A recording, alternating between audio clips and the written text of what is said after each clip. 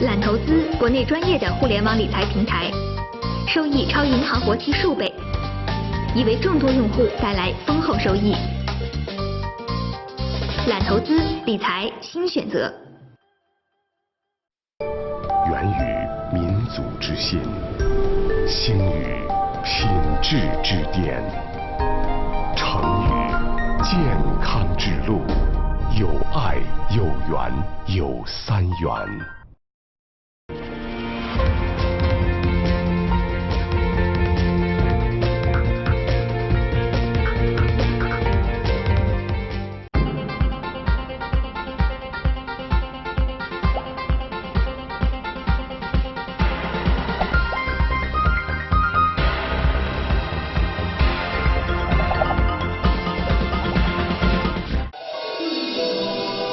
财新时间由三元乳业联合冠名播出。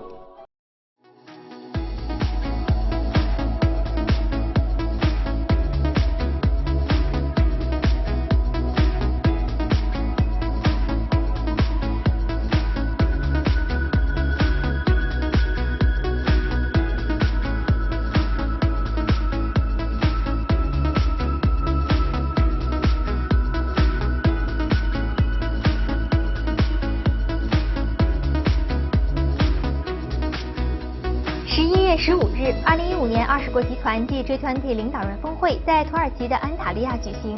此次峰会以包容性、强劲增长为总体目标，重点关注全球经济复苏、如何增强经济弹性和推进可持续性发展等话题。峰会前夕，素有 G20 之父之称的加拿大前总理保罗·马丁访华。在出席与北京加拿大驻华使馆举行的加中经济讲坛时，与财新传媒总编辑胡舒立就 G20 成立的始末、现状与未来发展等话题进行了现场对谈。保罗·马丁是加拿大老资格的政治家，1938年出生于加拿大的安大略省温莎市，曾就读于多伦多大学，获文学学士和法学学士学位。1988年，他步入政坛，当选为联邦议员。历任自由党城市和住房事务、环境事务发言人和财政事务副发言人。1993年，自由党执政后，出任加拿大的财政部长。在他任职期间，加拿大实现连续5年的财政盈余，而马丁也被视作加拿大社会政策的设计师。1998年，亚洲金融危机爆发时，他积极倡导成立 G20， 推动加拿大在国际事务中发挥积极作用。2003年的12月至2006年的2月，他出任加拿大第21任总理。You are called the father of G20. Can you tell me how did you start it? In the late 1990s, some of you will remember the Asian crisis, essentially affecting Korea, Malaysia, a number of the Asian countries. At the same time, there was the Russian default on its debt, and there was a very large devaluation in Brazil. This was really the worst financial crisis since the end of the Second World War. And the issue really came how to deal with it. The G7 finance ministers met and basically decided what it was that these other countries, mostly Asian countries, should do. And then we sent out the answers as to what they should do. And to our surprise, the Asian countries essentially told us where to get off. They essentially said, look, we were not at the table, and you're not going to tell us what to do. It was at that point that it became very clear certainly to me, and I think to others, that the thought that the G7 was still going to be able to dominate the world in terms of economic thought was no longer on. How are you going to do this when countries like China, India, as an example, were not at the table? And so I essentially raised the idea, ran into a little flack, and then I talked to Larry Summers, who at that time was the U.S. Secretary-Treasurer and a good friend of mine, and I said, look, this is not going to work. He agreed with me. I said, we've got to create an organization, and roughly it should be the following nations. We sat down, we went through, we picked the nations, decided what the nations should be, and the G20 was created. We then went out, met with the various countries, and essentially the finance ministers, G20 at this point.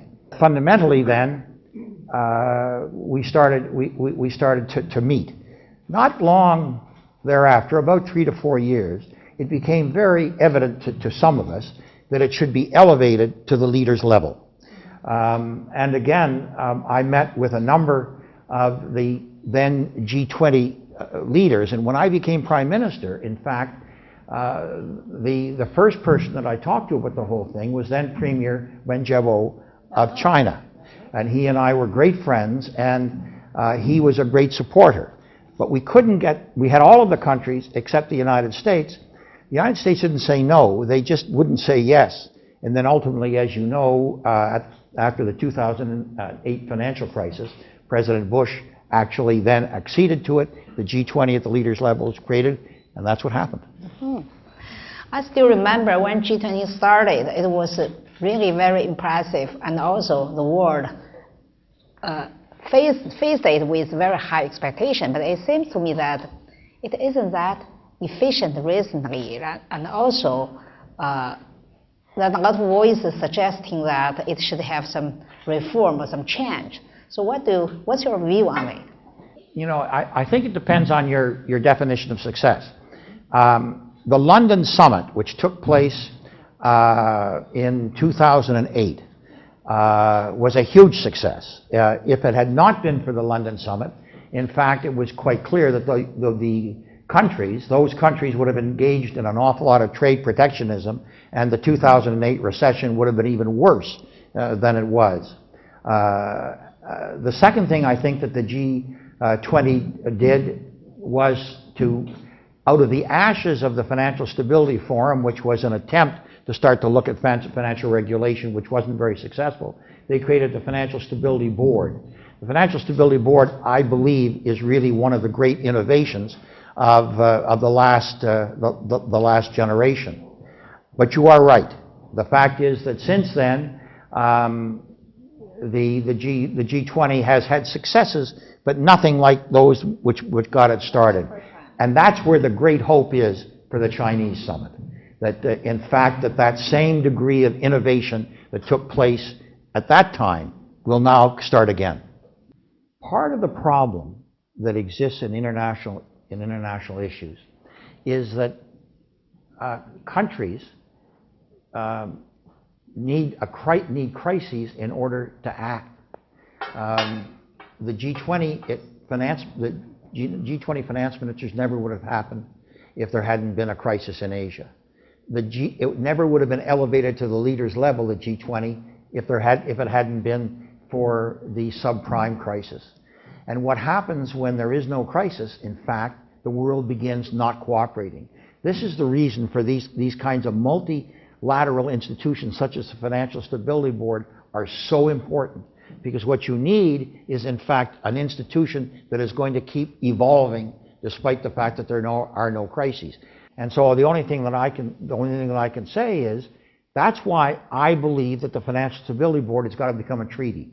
It's important to understand that, and the reason why you work through the great multinationals is it's the great multilateral institutions that have the universal membership. It's not the G20. And so the G20 has got to be constantly aware of the fact that it is not acting only in the interests of its 19 countries. It has to act really in behalf of the 193 countries of the United Nations. And if it does that, then I think the G20 is going to succeed. If the G20 ever found itself as an exclusive club, ignoring the rest of the world, it would not succeed. Yes, you mentioned about China. China is going to be the host next year in Hangzhou. So I wonder what kind of contribution China can do for the summit. Oh, I think that the Chinese summit could be a tremendous success. But I will tell you what I think that could happen at the Chinese summit. I think there are two things that are required. One is the Chinese summit should deal with the issues at hand. I'll give you two such issues. The two handshake agreements between the presidents of China and the President of the United States.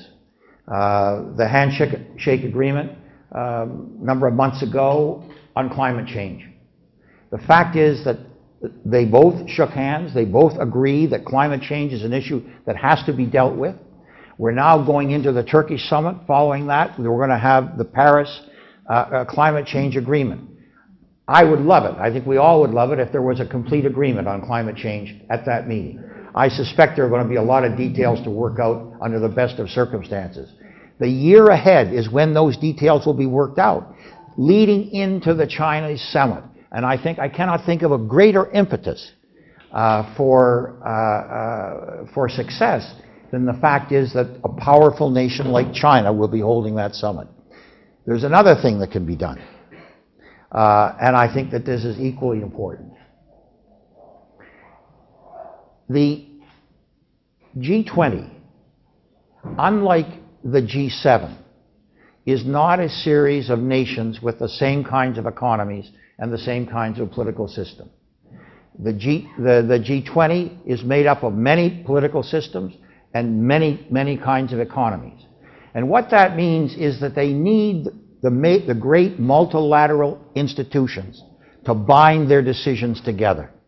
And the fact is that if you take a look at the multilateral decisions at the present time, multilateral institutions at the present time, there are major difficulties. I only have to ask you to take a look at the IMF for one example. And I'd like in the course of the interview, I hope we can get into some of the others. But if you take right now the IMF, as a result of the reluctance of the U.S. Congress to go along with the quota and governance reforms, is in some trouble. The IMF was in trouble going into this as a result of what some people have said was rather harsh treatment towards the nations during the Asian crisis, as compared to, for instance, the treatment of European nations, which got into some trouble later on. And so, for the IMF not to be able to reform itself is a fundamental issue, because there can only be one monetary anchor, and that is the IMF, and it cannot be subject to the whim of any individual country. And that's the situation now. So I would really hope the IMF and some other institutions, which I'd like to talk about, I think have got to be reformed. That reformation will only take place if the G20 acts. Right now, people are talking about the SDR. China is going to join the RMB. So, since just following your comments, I want to know your idea about that. Well, but you've got a very optimistic statement, a very favorable statement coming out just within the last couple of days from the IMF, and so it's quite clear that that's well underway. So you are also very optimistic about that. Yes. And also, I want you review the target the 2014 summit gave in Brisbane summit, which suggests that 2% additional growth until 2018. Is that too optimistic? We now know it's too optimistic. I mean, this is part of the problem that is really taking place, is that the G20 has called for cooperation to get growth going the last number of these conferences, and in fact the nations have not taken the steps that are required. And what it has demonstrated is that in fact the G20 on numerous occasions has called for levels of growth which have not been attained. The levels of growth that were called for in Brisbane have not been attained. Turkey's summit has made a major step forward in making inclusive growth essentially an important part of the summit. We'll see what the discussions are there. 经历了2008年金融危机之后，世界经济依旧处在缓慢恢复的过程之中。马丁又是怎样理解当下的经济形势的？在他看来，G20峰会又能够在推动世界金融稳定、促进经济增長方面起到什么样的作用呢？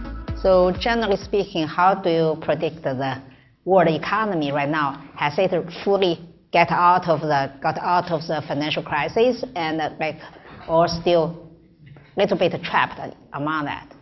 I don't think anybody can exaggerate the effect of a financial crisis. Financial crisis has repercussions that go on for years and years. We're still suffering from them. At the same time, we're suffering from the fact that a number of countries have got aging populations. My generation, I hate to say it, is aging the world. And an aging population is not a population that is conducive to great growth. And so therefore, I think that specific actions have to be taken. They're going to be called for in the case of Turkey. I don't think that there's any doubt that major infrastructure spending is required, and it's going to have to be taken by all of the developed world. So, because you just mentioned about the infrastructure, so how do you think about AIIB and what kind of contribution it can do? Every country I know has a major infrastructure deficit. That deficit is either in roads, or it's in sewerage, or it's in educational institutions. And I think that the AIIB is an excellent idea, and I think that it's going to do very well. You can only have one IMF. You can only have one monetary anchor. You can have many infrastructure banks, and they're all required because the world needs infrastructure. Yeah, because right now there's a broad analysis thinking that emerging markets are right now in trouble, so also are facing a lot of problems, which is related with the financial crisis in developed world. So what's your comment on emerging market? What's your comment on that? Well, the emerging markets are going to depend very heavily on the developed markets for business. But the interesting thing is the developed world depends on the emerging markets for business. We're one world. We're one world, and in fact is that if one part of the world is going to slow down, it's going to have an effect on the other. During the financial crisis, there are a lot of discussions about the EU regulatory bodies, and so improve the regulatory bodies. And do you think that has done enough after the financial crisis? I think the United States, in terms of which began the problem with the subprime crisis, I think the United States took the steps that were required. I don't think Europe has. That in fact, in terms of the regulation and in terms of capital ratios in the banks, those countries are thinking of watering it down. I don't think there's any doubt that the Europeans are going to have to step up to the mark much more than what they have. To be honest, I think we've seen problems in terms of China. The shadow banking system in China obviously requires a bit more regulatory push than what has happened. And I think this is the kind of thing that can come out of the G20.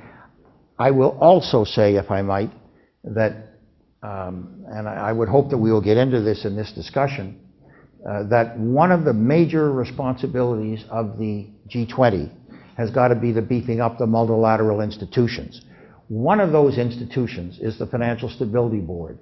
The fact of the matter is the Financial Stability Board was created by the G20 to deal with the kinds of financial crises that really blighted the world in the subprime crisis or after 2008. The Financial Stability Board is still a godchild of the G20. The Financial Stability Board should essentially become the fourth pillar, I think, of the global architecture.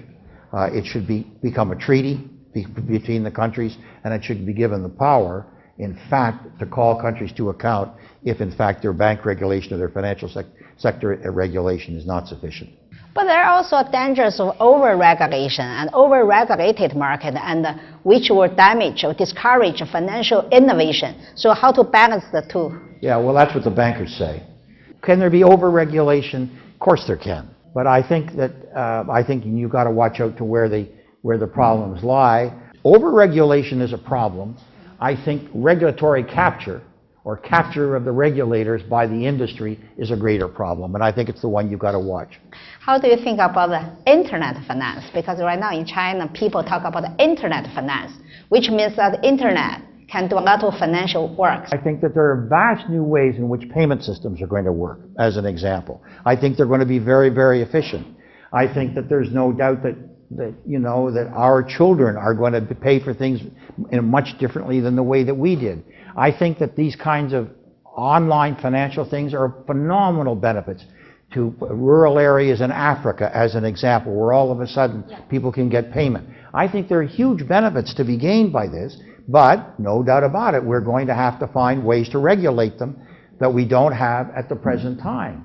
And, the ability of people to develop new ways knows no limits. The problem is that when it happens faster than the regulators can deal, you run into these kinds of issues. So there's a danger, there's a risk of bring another financial crisis? No, I don't know. I certainly hope not. This is the reason that the G20 is so important. We are beyond the period now where an innovation can take place in one country, one major country, or one continent, and the rest of the world isn't affected. And the reason that we needed the G20, which is not simply 7 or 8 countries from one, with one kind of system, but it in fact is represented in every continent of the world and every level of economy, is in fact to deal with these kinds of issues. There have to be trigger systems. And that's the responsibility of the G20. And it's the kind of thing that I would like to see come out of the Turkey summit. It's very much the kind of thing that has got to come out of the Chinese summit. 当下，各国都面临着日趋严重的全球性问题，气候变化不容乐观，难民潮难以控制，埃博拉疫情还在蔓延。在马丁看来，G20峰会应该超越纯粹的经济议题，能够在全球性的问题上有所作为。希望在中国举行的G20峰会上，各国能够推进相关合作。But the purpose of the G20 is not only to deal with financial institutions. We have just seen, whether it be in the Mediterranean, in Europe, or in the Andaman Sea, some of the greatest human tragedies that any of us can possibly believe. These hundreds of thousands of refugees who are escaping with no place to go. The fact is that the UN Commissioner for Refugees said 2 weeks ago that the UNHCR was broke. Now, what does that mean in a world? It means that young children are going to be condemned to refugee camps where there's no education, where there's ill health. And think of what we are saying. The fact of the matter is the role of the G20 more than anything else is to make sure that the great multilateral institutions are strong, to make sure that the great multilateral institutions can deal with the kinds of issues that we're seeing taking place with refugees. 2 years ago, the Ebola crisis occurred in Africa. And Doctors Without Borders was in there ahead of the WHO, ahead of the World Health Organization. What in heaven's name is happening when an organization like the World Health Organization does not have the money to contain disease? Dr. Margaret Chan, who was the head of the WHO, said recently that we are about to be faced with an onslaught of infectious diseases that we thought had been dealt with. And she doesn't have the money to deal with them. If we go back to the role of the G20, and if you ask me what I hope will come out of the Chinese summit, I got to tell you, I think that the Chinese summit could well be the rebirth, not just of the G20, but the rebirth of real cooperation, if in fact what it recognizes is the necessity of properly funding, of strengthening the great international institutions. You're right to talk to me about financial problems. But financial problems don't mean much if you're a young person struck with some infectious disease and in fact there's nobody there to help you. Financial problems don't mean a heck of a lot to some refugee who has come out of a war-torn Syria and there is no place for that person to land. And this, in my opinion, I think we've got to recognize we live in a much smaller world. And I really hope that what can happen in the Chinese summit is that the world says, we're going to fund these institutions, we're going to build new ones, we're going to cooperate, we're going to work, we're going to have different systems, we're going to have different opinions, but the one thing that we are not going to do is allow young children to grow up in the kinds of world that these refugees, that the people who are ill and not being taken care of, are having to suffer through. In the years to come, people will look back at the Chinese summit and say, thank God for China.